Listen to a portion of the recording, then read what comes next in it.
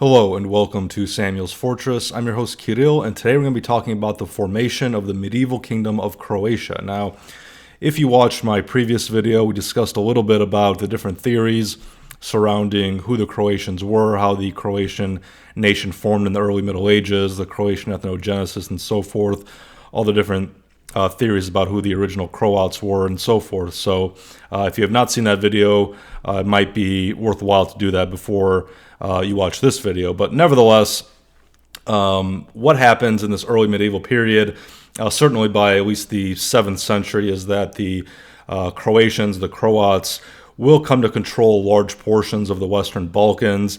Here we're talking about the regions of Croatia proper, Dalmatia, Istria, Slavonia, portions of the Pannonian Plain, and western Bosnia. So if we take a look at this map here, we can see the 4 historic regions of Croatia. Now, this isn't a perfect example of kind of what these regions and their borders meant during the early medieval period, since this is a map of the modern Republic of Croatia, but nevertheless, at least you can get a little bit of an idea of what we're talking about when we're referencing these 4 historic regions. So if you look at the map, in red there, kind of in the heart of Croatia, that is Croatia proper.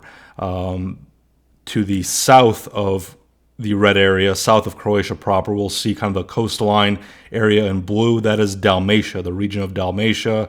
That is where these cities, which we'll be referencing, such as Dubrovnik, Zadar, Split, that's where those cities will be located in the Dalmatian region. If we kind of go up north, up the coast a little bit north of Dalmatia, we'll see that little green triangular area kind of tucked between Italy, Slovenia, and Croatia proper. That is the region of Istria. And then finally, the 4th region is the purple region laying to the east of Croatia proper in purple there, and that is Slavonia. And Slavonia is not to be confused with the country of Slovenia. Slovenia is the independent country to the west, to the northwest of Croatia proper.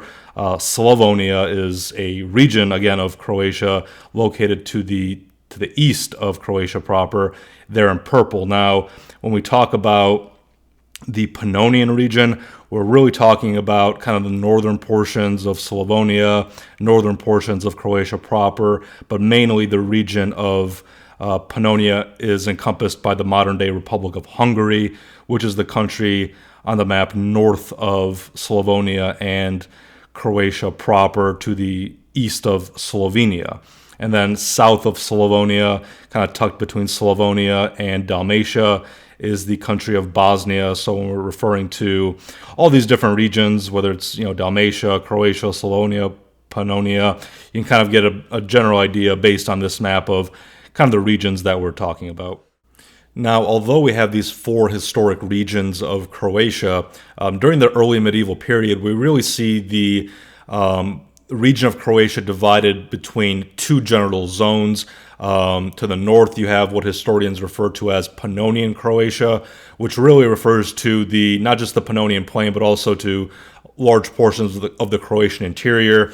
And then to the south, we have Dalmatian Croatia, which is the region of Dalmatia and the Adriatic coast. Now, the reason why historians kind of divide early medieval Croatian into these 2 zones, Pannonian and Dalmatian Croatia, is really because they have different rulers, different noble hierarchies, different administrations, and so forth. So that is why, as we'll go forward, we'll see references to a separate Pannonian Croatia and to a separate Dalmatian Croatia.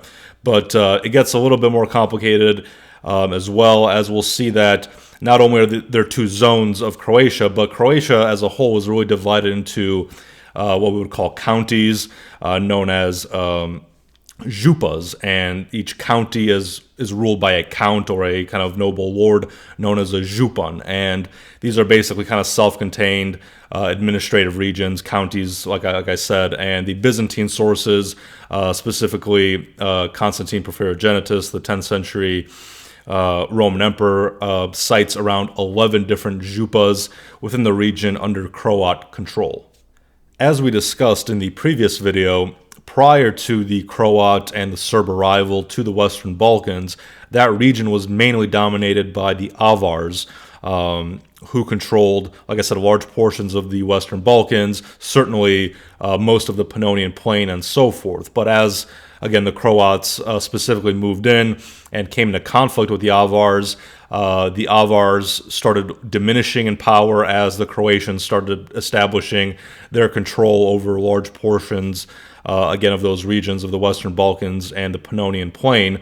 However, regardless of this rise of Croatian and Serbian power in the Western Balkans, the Avars still kind of continued to be a player in the region. They didn't disappear completely. They're still around through large portions of the 8th century. However, by the end of the 8th century, we will see a total collapse of Avar power in that region, as we see a new power, a new player moving into the Balkans, into the Pannonian Plain, and that is the Franks, the Frankish Empire, under the reign of Charlemagne or Charles the Great. By 791, we see a very strong Frankish presence in the region, and in that same year, 791, we will see Charlemagne launch his first campaign against the Pannonian Avars to crush them and take control of the Pannonian region to start pushing into the Western Balkans. That first campaign isn't totally successful, so Charlemagne launches a subsequent campaign, a second campaign, a few years later in 795, which does crush the Avars and completely removes them as a force, as a political player in the Western Balkans, in the Pannonian Plain. Now, after the Avar Khaganate is destroyed by the Franks, a lot of the leaders, the Avar leaders, which also include Bulgars as well, will flee Pannonia, will go east and seek refuge in Bulgaria. Actually, one of the Bulgarian chieftains who fled Pannonia is believed to be the legendary Bulgar leader Krum. So we do see, again, a movement of the Avar and Bulgar hierarchy out of the Pannonian Plain, kind of going into Bulgaria to flee the Franks and so forth. Now, once Charlemagne establishes control over the Pannonian region and starts pushing into the Western Balkans, we see various Croat nobles forming allegiances. For example, we see the Croatian prince Vojnomir pledging allegiance to Charlemagne, and Vojnomir is the prince of the Croats in Pannonia and Slavonia. He does not have any control over the region of Dalmatia. This is kind of, again, his zone is the Pannonian Croatia, which we talked about a little bit earlier. So that's kind of how things are playing out towards the end of the 8th century with the arrival of the Franks. Now, in the year 800, I believe on Christmas Day, 800, Pope Leo III will crown Charlemagne as emperor. Now, this designation as emperor causes quite a bit of controversy within the medieval Balkans. Specifically, this title of Charlemagne as emperor comes into conflict with the Byzantines, as the Byzantines view the Pope crowning Charlemagne as emperor to be an attack on the imperial legitimacy of Byzantium, basically. And we've talked about this in the past, but the Roman conception of empire is that there can only be one empire, the Roman Empire, and only one emperor, the Roman Emperor. So if you have a Byzantine emperor and a Western Frankish emperor, Charlemagne, that puts the legitimacy of Byzantium into question. Therefore, we can see here that the Franks and the Byzantines will be kind of fighting for the legitimacy of being the successor of the true Rome, if you will. So we'll see that as the Franks challenge the Byzantines as the true successors of the Roman Empire, Croatia will essentially be the middle of this dispute. That's kind of where these two forces will kind of meet, and Croatia, again, will be in the middle of this conflict. Almost immediately after Charlemagne is crowned emperor by Pope Leo III, we will see that the Franks under Charlemagne start pushing even further into the Croatian territories, specifically into Croatian Dalmatia. Here we'll see kind of the same scenario play out that we saw in the north in the Pannonian portion of Croatia, and that is that the Croatian prince Vyacheslav, who is the ruler of Dalmatian Croatia, will pledge allegiance to Charlemagne, and thus Charlemagne by this point manages to secure Croat loyalty, both in the north in the Pannonian region and in the south in the Dalmatian region, and rules both Croat principalities. Now, by 812, we will see the Franks and the Byzantines sort out this imperial dispute. There's a treaty signed, a Frankish-Byzantine treaty signed that year in 812, which recognizes Charlemagne as an emperor, but as the emperor of the Franks, not as the emperor of the Romans. This is a Byzantine compromise, which we saw also with Tsar Simeon the Great in Bulgaria, where Tsar Simeon wanted to be recognized as a Roman emperor. The Byzantines obviously did not allow that, and so they compromised with him, granting him the title of Emperor of the Bulgars.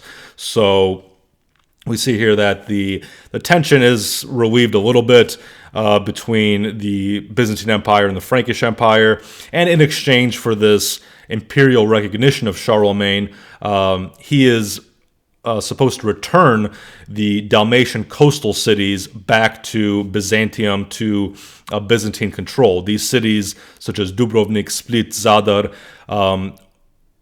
always retained their Roman or Byzantine character. Those cities never fell to the Slavs. They are very well fortified, were very well fortified, constantly under Slavic attack, Slavic siege, but they always managed to hold out and, again, retain their Roman character. Now, if we move forward a couple years, we see that Charlemagne dies in the year 814, and once Charlemagne dies, the Croatian nobles at this point see an opportunity for independence and start agitating for liberation from the Frankish Empire. In 819, Ludovit, the prince of the Pannonian Croatians, he will launch kind of one of the first major uprisings against the Franks to push them out of the Croatian regions. However, this revolt, this uprising, is not successful, and Ludovit is forced to flee into exile. I think he flees into Dalmatia. Specifically, I think, I'm not sure about this, I might be wrong, but I think he flees kind of further south into the Serbian-controlled parts of Dalmatia and seeks protection from some of the Serbian tribes down there. Ultimately, however, he will be murdered while in exile. Now, although this uprising in 819 failed, it did have some interesting consequences for the region, and that really starts with the Timok Slavs. The Timok Slavs are the Slavs that settled around the Timok River region. The Timok River divides the modern, at least in part, divides the modern republics of Serbia and Bulgaria, so it's pretty far to the east of the general Croatian lands. However, these Timok Slavs did participate in Ludovit's uprising in 819. So as retribution, as punishment for their participation in this anti-Frankish uprising, the Franks will move east into this Timok region and attempt to conquer that region and subjugate the Timok Slavs who live there. Now, this move greatly upsets the Bulgars, the Bulgarian Empire, as they view the Timok region to be Bulgarian territory and the Timok Slavs to be Bulgar subjects. So there's a conflict that starts occurring here between the Franks and the Bulgars,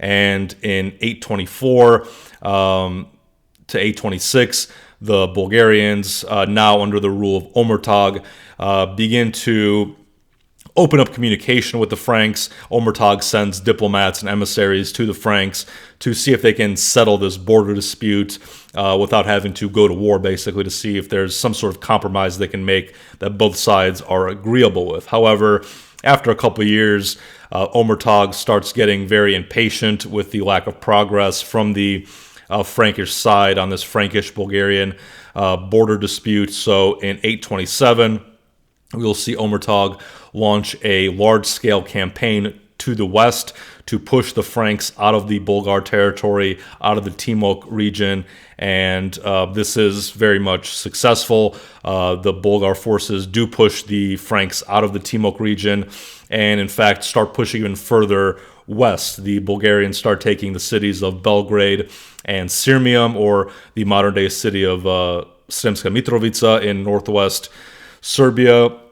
the Bulgars do not stop there. They continue pushing west and even penetrate into Pannonia and take control of what was previously Frankish territories. So this Frankish expansion to the east really backfires on the Franks as they kind of invite the Bulgarians into their territory and begin losing large portions of their territory to Omertag.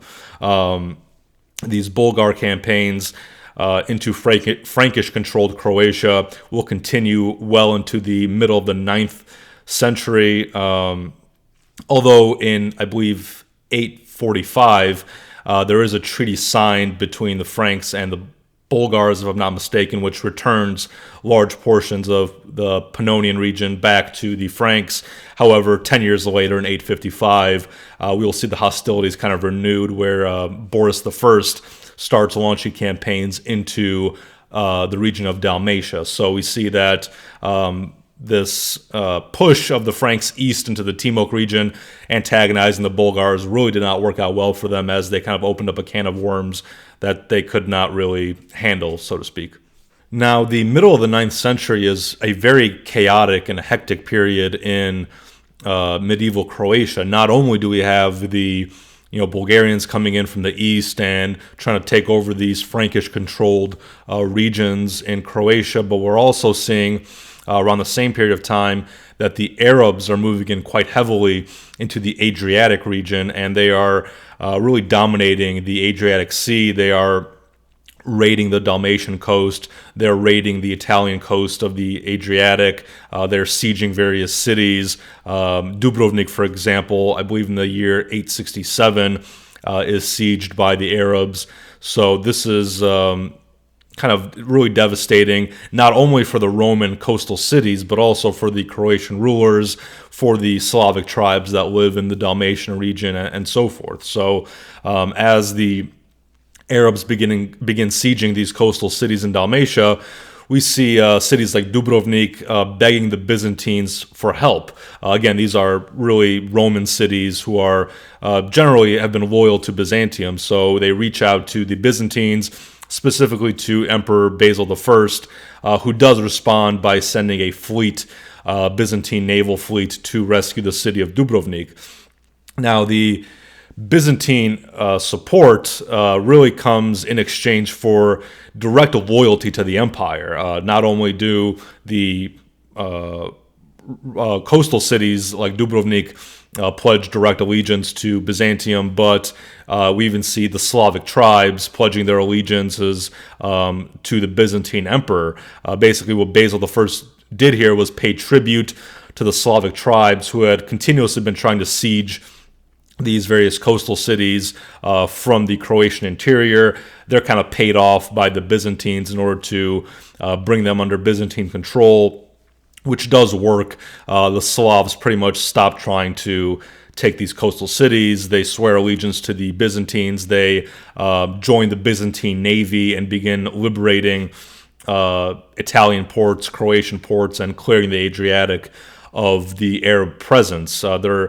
It's not just that the Slavs are joining the Byzantine navy, which at this point is operating out of the city of Durazzo, or the modern-day city of Durrës in Albania, but the Slavs themselves have their own navy, obviously not as superior or not as sophisticated as the Byzantine or the Arab navy, but the Slavs do have naval vessels. We also saw this when we were talking about the Slavic presence in Macedonia, where we saw Slavic pirates operating in the Aegean Sea. So the Slavs did have some naval capabilities, but nevertheless, that is what occurs with Byzantine support. The area, the Adriatic region, is cleared of these Arab raiders, and by the 870s, this whole region is pretty much stabilized by the Byzantine Empire, and the Byzantines, having stabilized the region, established the theme of Dalmatia in the 870s,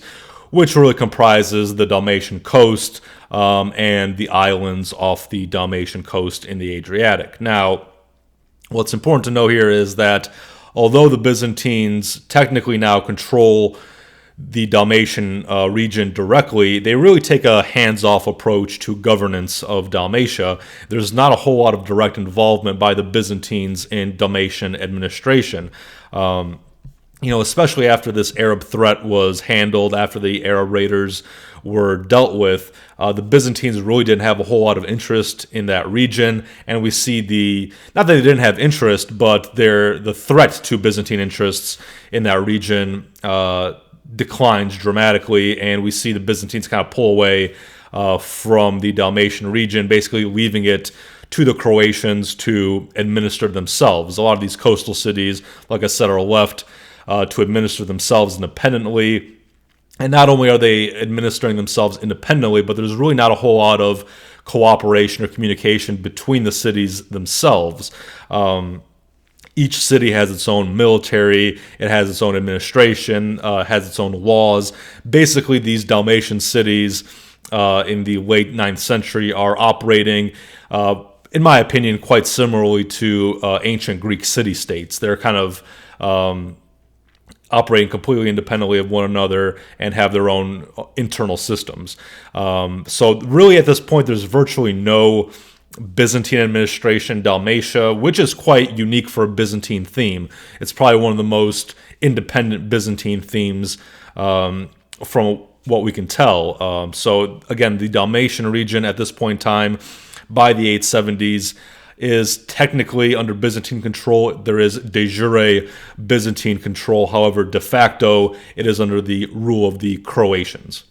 Now, as I said, the Byzantines technically are in control of Dalmatia. However, despite this fact, despite the creation, of the theme of Dalmatia by the Byzantines, the Frankish Empire is still asserting its claims over the region. There is conflicting territorial claims here, overlapping territorial claims occurring in Dalmatia, specifically at this time. Again, Byzantine-controlled coastal cities, Croatian nobles, the Frankish Empire. We see kind of, again, overlapping claims over this region. However, as we discussed in the years prior to the formation of the Dalmatian theme, in the middle of the 9th century, we saw a great decrease in the Frankish influence in Dalmatia. We see a decline in Frankish power in the region. However, this creation of the Byzantine theme kind of renews the Franks' desire to regain control of Dalmatia. They see this Byzantine incursion into what they feel is their territory as a threat to their empire. So the Franks, we see kind of in the late 9th century, begin reasserting their attempts to dominate the Dalmatian region. However, these Frankish attempts to regain control of Dalmatia and reassert their authority there really lead to a lot of discontent among the Croatians. And after a few years, in 876, we will see that the Dalmatian Croatians, now under the rule of Prince Domagoj, will launch an uprising against the Franks. This will be a successful uprising, and Domagoj will push the Franks out of Dalmatia. Not only that, but Domagoj starts pushing even further north up the coast, trying to liberate Istria. However, he is stopped. He is stopped by Venetian forces who prevent the Croatians from taking Istria. So at this point in time, we see kind of a growth of really Croatian power in Dalmatia. We see the Croatians formalizing their control of the region. And by this point, we see that the Dalmatian Croatians are really an independent force in the Western Balkans. They have freed themselves de facto from all foreign rule and now are under their own prince, their own monarch. And the Croatians, aside from, again, these walled, fortified cities, which are still loyal to the Byzantines, aside from those coastal fortified cities, the Croatians will control pretty much the entire Dalmatian coast. In fact, 3 years later, in 897, the Pope will recognize the Dalmatian Croatians as independent. The Pope will recognize Dalmatian Croatia as an independent and legitimate state. After a series of different rulers, from the end of the 9th into the early 10th century. Like I said, we'll see different rulers, but in 910, we will see the Dalmatian region of Croatia come under the rule of a noble named Tomislav. And Tomislav is very important in Croatian history, and one of the, as we'll see, and one of the first things he does, one of his first actions, major actions, is to strengthen the military force of the Dalmatian Croatians. At this point in time, the Hungarians have started moving into the Pannonian Plain and begin pushing into the Pannonian region of Croatia and begin raiding the Croatian territory there. Now, the Pannonian Croatians are technically under Frankish rule still, as opposed to the Dalmatians, who have thrown off Frankish rule. The Pannonian Croatians, like I said, are technically de jure under Frankish rule. However, they don't really want to appeal to the Franks for help against the Hungarians. They don't really want to trade Hungarian rule for Frankish rule, so what they do is the Pannonian Croatians start begging Tomislav for help, and Tomislav does respond. He begins moving this very large army, which he has created, north into the Pannonian region, and begins campaigning against the Hungarians, and does push them out, pushes them out of the Pannonian region of Croatia. After several victories against the Hungarians, Tomislav does establish a stable border between Croatia and Hungary, and that will be essentially the Drava River. And at this point in time, Tomislav, now having kind of moved into the Pannonian region, does unite all the Croatian lands, Pannonian and Dalmatian, under his rule, and eliminated any Frankish rule over Croatia. So at this point in time, for the first time in history, Croatia is unified under a single leader, Tomislav. And by 925, Tomislav is, or I should say Croatia, is recognized as a kingdom, and that kingdom will be ruled over by Tomislav as its first king.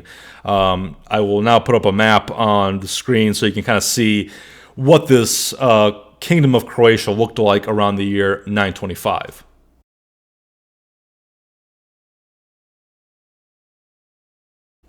Now, if you're wondering why I did not discuss the conflict, the war that occurred between Tomislav and Tsar Simeon the Great of Bulgaria in the early 920s, it is not because I didn't want to talk about it or I forgot about it, but it is because we already discussed that conflict in my video on Tsar Simeon the Great, the second video in the two-part series on Tsar Simeon, which we discussed in that video the various military campaigns that Simeon was engaged in, his quest to become the Roman emperor, his essentially bringing the Bulgarian Empire to its peak, to its most glorious point, if you will. So if you want to know more about that conflict between Tomislav and Simeon, check out that video. I will post a link to it in the description. There was actually, while I'm on the topic, a pretty big drop-off between the first video on Tsar Simeon and the second video on Tsar Simeon. I think that might be because I used the same thumbnail picture for that video, and I'm guessing a lot of people didn't realize there was actually a second video. They just assumed it was the same video since the thumbnail image was the same.